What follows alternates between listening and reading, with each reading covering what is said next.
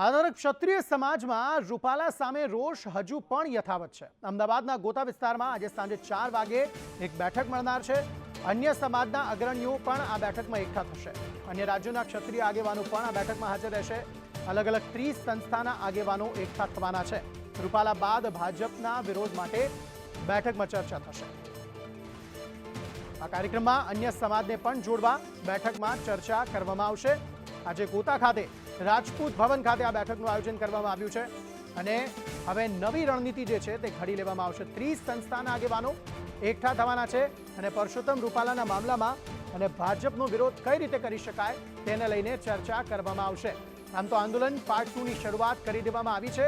અલગ અલગ જગ્યાએ પ્રતિક ઉપવાસની સાથે આ ઉપરાંત અલગ અલગ જગ્યાએથી ધર્મરથ કાઢવાની વાત પણ ક્ષત્રિય સમાજ કરી ચૂક્યો છે। તેવામાં આજે ગોતા ખાતે આવેલ રાજપૂત ભવનમાં વધુ એક બેઠક મળવાની છે, જ્યાં અન્ય રણનીતિ પર ચર્ચા કરવામાં આવશે।